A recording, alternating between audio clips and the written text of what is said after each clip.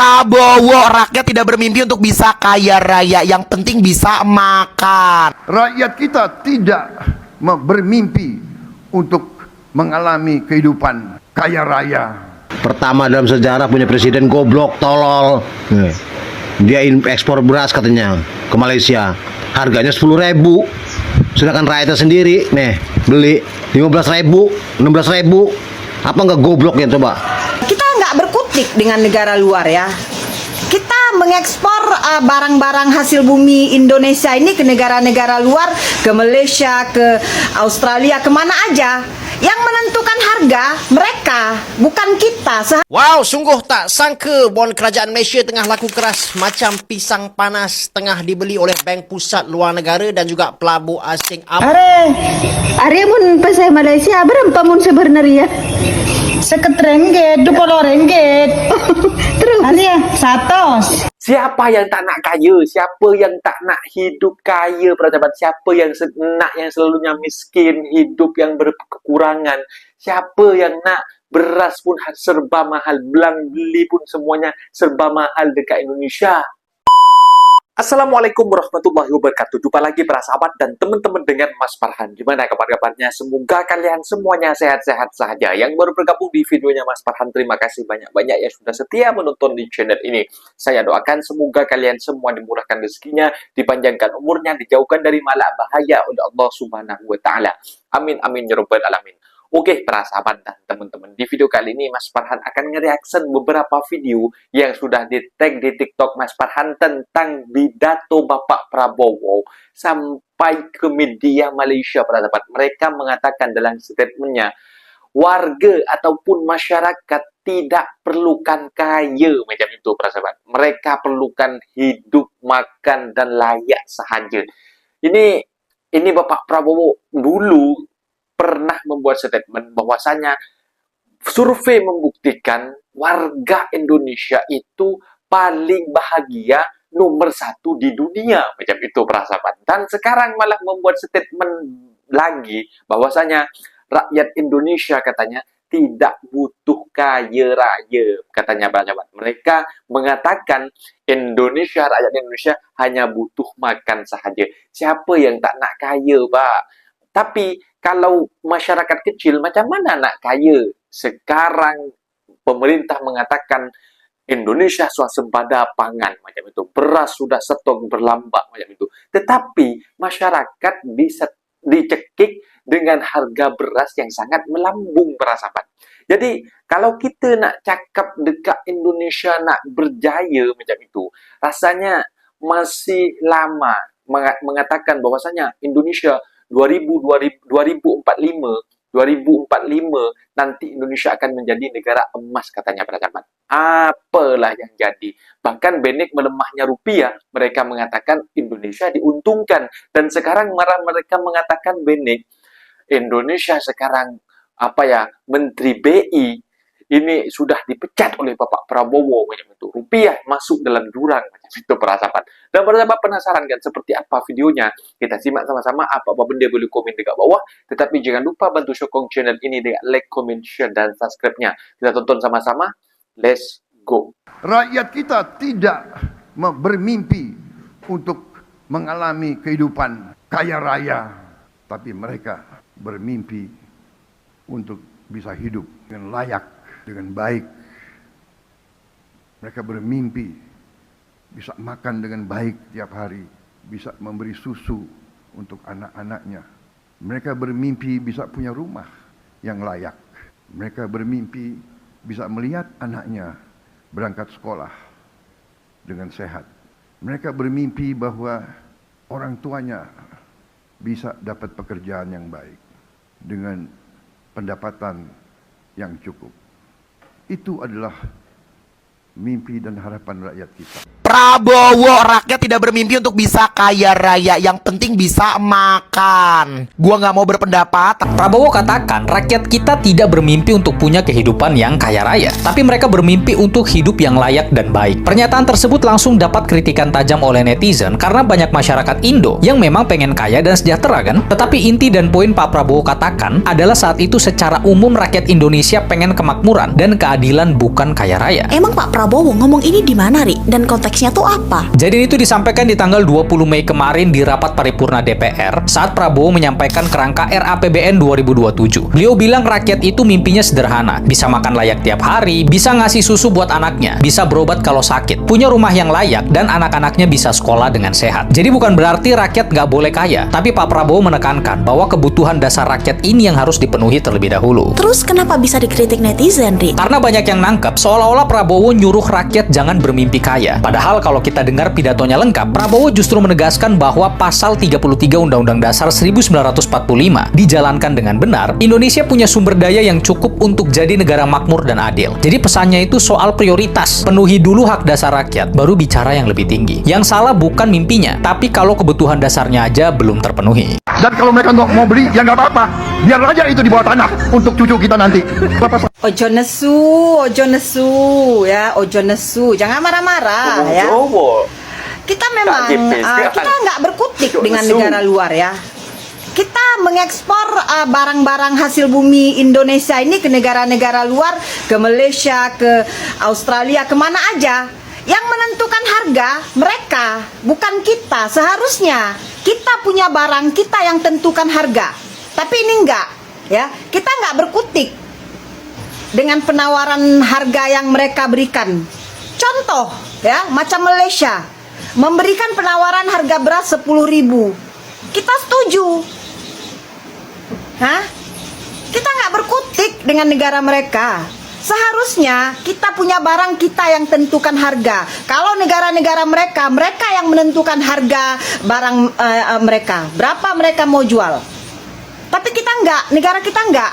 Ya kita tunduk kepada mereka. Kalian udah ikutin belum? Makin banyak influencer yang belakangan ini membenarkan rupiah kita semakin lemah dan katanya itu bagian dari strategi.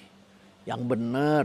Coba kita dengarkan apa kata mereka. Ternyata ketika rupiah melemah, Indonesia diuntungkan. Kalau Indonesia mau jadi negara maju, ya rupiah harus melemah. Simple aja. Kenapa Cina bisa sedemikian powerful, ekonominya bangkit? Simple, karena yuan lemah. Sengaja bahkan dilemahkan sama pemerintahnya. Kenapa sengaja dilemahkan? Supaya barang-barang made in China harganya lebih murah. Kompor made in China lebih murah dibanding kompor made in Amerika Serikat.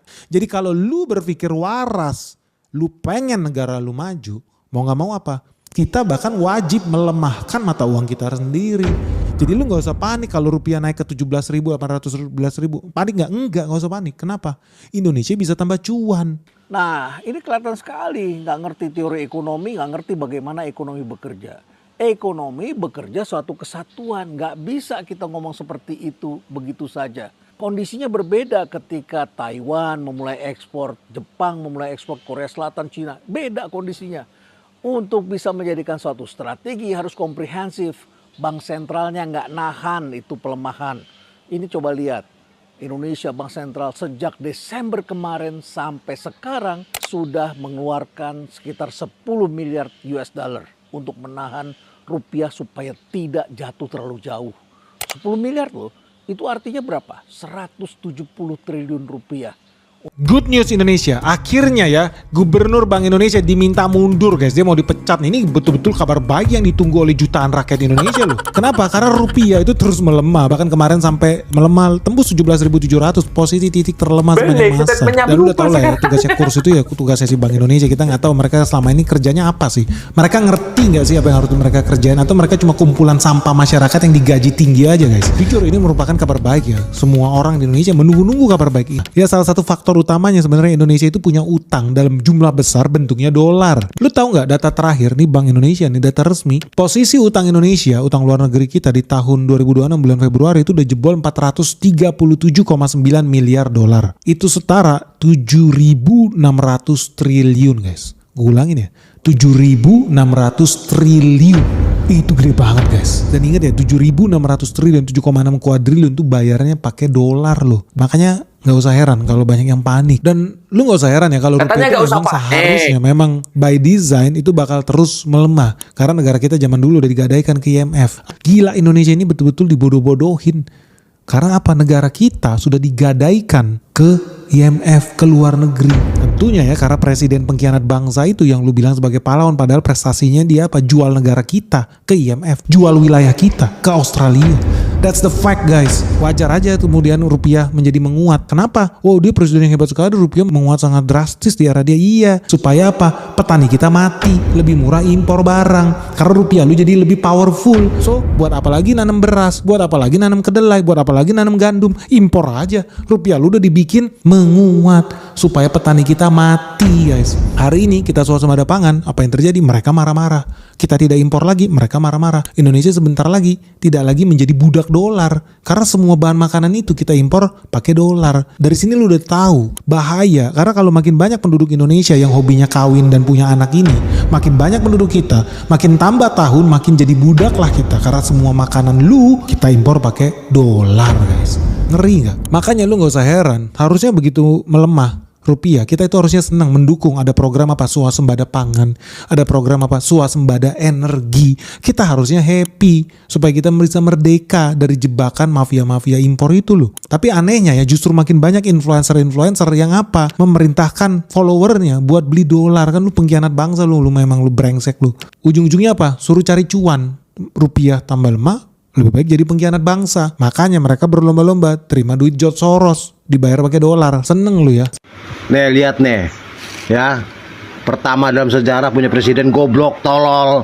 Nih, dia ekspor beras katanya ke Malaysia, harganya 10.000, sedangkan rakyatnya sendiri nih beli 15.000, 16.000. Apa nggak gobloknya coba tololnya itu orang. Wow, sungguh tak sangka bon kerajaan Malaysia tengah laku keras macam pisang panas tengah dibeli oleh bank pusat luar negara dan juga pelabur asing. Apa sebenarnya yang sedang berlaku? Guys, ramai tak sedar yang sekarang ni bon kerajaan Malaysia tengah menjadi rebutan pelabur dan juga bank pusat luar negara. Jadi maksudnya ramai pelabur luar dan juga bank pusat mula letakkan duit diorang di dalam aset Malaysia. Puncanya adalah kerana mereka melihat ekonomi Malaysia ni stabil walaupun dalam keadaan dunia bergolak. Setakat Mac 2026, perdagangan asing di dalam bon kerajaan Malaysia dah naik pada sekitar 36%. Dan ini paling tinggi sejak tahun 2015. Antara sebab utama ialah ringgit semakin kuat dan Malaysia dilihat lebih steady berbanding negara Asia yang lain. Dalam masa yang sama, bon Malaysia juga memberikan satu pulangan yang agak menarik kepada pelabur global. Ringgit dilaporkan naik lebih 14% sejak awal 2025, manakala bon Malaysia pula memberikan pulangan hampir 12% dalam nilai dolar Amerika Syarikat dalam tempoh 1 tahun. Lagi satu yang buat pelabur suka adalah pasaran bon Malaysia tidak terlalu ganas untuk turun dan juga naik. Walaupun dunia tengah kecoh dengan perang Iran dan juga Amerika Syarikat dan juga ketegangan Selat Hormuz. Yield bond 10 tahun Malaysia cuma berubah sekitar 0.15% dan ini jauh lebih stabil berbanding beberapa negara Asia yang turun naik sampai 0.73%. Jadi dalam bahasa mudah, pelabur dunia sekarang ni tengah mencari satu tempat yang nampak selamat dan juga kurang resiko. Malaysia pula, kalau saya boleh katakan di sini, dia macam seolah-olah kelihatan satu kedai yang stabil, tidak turun naik dan berubah dengan teruk walaupun ekonomi dunia tengah tak tentu hala. Jadi apabila volatility dan juga turun naik ni kurang, maka kuranglah risiko. Orang fikir ataupun pelabur fikir itu adalah satu tempat yang selamat. Bahkan tetapi negara kita masih berhadapan dengan satu cabaran besar apabila harga minyak dunia melambung dan kerajaan masih menanggung subsidi bahan api yang besar. Jadi maksudnya, walaupun duit-duit ini kita boleh dapat dengan senang melalui pinjaman bond, akan tetapi kalau keadaan ini tidak pulih, dia pun boleh bagi satu tekanan kewangan pada kerajaan. Presiden Indo salah nyebut pas pidato, malah dijadikan gorengan sama netizen cuy. Jadi cuy, kemarin Pak Presiden Prabowo itu pidato di gedung DPR pusat kayak gini. Pemerintah saya telah menaikkan gaji-gaji guru. Ada yang sampai hampir 300% naiknya penghasilan guru-guru, hakim-hakim kita. Maaf, hakim. Ya intinya beliau salah ngomong. Harusnya gaji hakim yang naik. Beliau malah keliru ngomong gaji guru yang naik. Karena tidak mendengar artikulasi kalian dengan jelas, yaitu artinya Dewan Juri berhak memberikan nilai -5. Gara-gara pidato beliau ini, netizen malah menggorengnya. Dan mengkaitkannya dengan video pidato adiknya Pak Prabowo, yaitu Pak Hasim, pas Pilpres 2024 kemarin kayak gini. Janji Prabowo untuk tambah gaji guru, ya untuk semua guru di Indonesia 4 juta, termasuk guru honorer, itu kita akan wujudkan. Kita akan wujudkan. Kita akan berikan gaji tambahan untuk 4 juta. Terus ada yang komen, kalau gaji guru sempat naik 300%, walaupun selama beberapa detik. Nah, tapi kalau menurut kalian bagaimana? Arya pria. Arya rempah ya. Jangan kaki rempah ya. Jadi gak tahu uang Indonesia. Dan ratas ya. Iya, bebe tepat mitong kasih. Kok mau rupa? Be kok mau rupa pesen be? Andi be. Saya kayak nih. Bener ya. Mau rupa satos. Yuk. Saya kayak nih. Iya, yuk koan. Are berapa ya? Satos. Satos. Ayo. 10. 20. Itu 1.000, 10. Nyam. 10. Are satos dia. Satos. Ini satos dia dot. Jin lagi lebih. Are 20. Arya pria. Macam 2 ringgit ya. Jangan kaki rempah ya. Dan ratas ya. Iya. Arya rempah ya. Ennola menam. Bitongan no lebih kan. Iya kau yang ngandut. Are yang kau lo tahu berapa? Arya 500. Arya mun bahasa Malaysia bernaria berapa mun bernaria? 20 ringgit mun bernaria. Iya. Pas Arya 100. Arya 10. Berempat ya kami. Kakek 10. 20. Arya tuh 10. Pak Polo seket sebitek. Areng kau lo tahu? Petong polo, belum polo. Areng kau lo tahu ya? Rempur ya? Belum polo. Sekarang Arya rempah ya. Arya rempah ya be. 4.000. Arya mun bahasa Malaysia berapa mun sebenarnya? Seket ringgit, 20 ringgit. Terus Arya 100. nyaman. Nah, itu dia para sahabat dan teman-teman video yang sudah kita simak. Siapa yang tak nak hidup kaya mewah para sahabat? Apakah Bapak Presiden ini mengatakan dalam video itu rakyat harus sejahtera ataupun rakyat tidak diperbolehkan untuk kaya, hanya untuk hidup makan sahaja? Karena barang jual belah beli dekat Indonesia, termasuk beras para sahabat dekat Indonesia, sangat melambung tinggi. Bahkan banyak sebuah konten video sekarang ketika Indonesia ingin merebut pasaran ekspor ke negara Malaysia para sahabat, ingin merebut dari Thailand, dari Vietnam ataupun daripada India para sahabat. Ini harga beras yang diekspor ke Malaysia yang ada dekat di media harga 10.000 sahaja. Sedangkan yang dijual kepada masyarakat di sana dengan harga 15.000 sampai ada 17 sampai ada yang 18.000. Ini yang membuat warga dekat Indonesia mengamuk marah-marah para sahabat. Padahal beras itu masih belum ditransfer ke Malaysia, masih belum dijual di pasaran Malaysia, masih tahap negosiasi para sahabat. Ini kalau mereka mengatakan Malaysia mengemis-ngemis kepada Indonesia. Tak, para sahabat, tak. Malaysia itu tak mengemis macam itu. Malaysia itu ada uang macam itu. Pondasi ekonomi dekat Malaysia, meskipun ada konflik di Timur Tengah, geopolitik yang tidak menentu di Timur Tengah, para sahabat, Selat Hormuz ditutup, masih banyak, masih ramai orang yang nak melabur menyimpan uang mereka dengan membeli ringgit Malaysia, para sahabat. Ini yang perlu digarisbawahi. Sedangkan negara kita, para sahabat, rupiah melemah, Warga di kampung tidak menggunakan dolar macam itu. Rupiah sudah mencecah 1 dolar, 1 USD dolar sudah mencecah 17.700, hampir 18.000. Dengan senang hati mereka mengatakan pidato dengan enak-enaknya, rupiah ini melemah, diuntungkan kata si Benek, dan sekarang malah berbalik fakta, memang harus dipecat katanya Gubernur Bank Indonesia.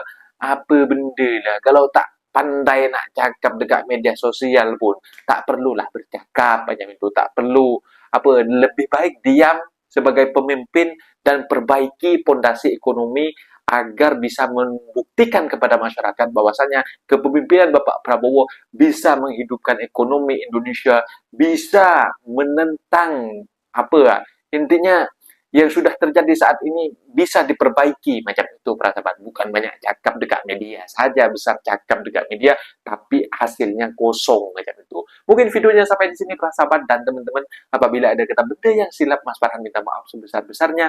Mohon dibenarkan di kolom komentar diri. Wassalamualaikum warahmatullahi wabarakatuh.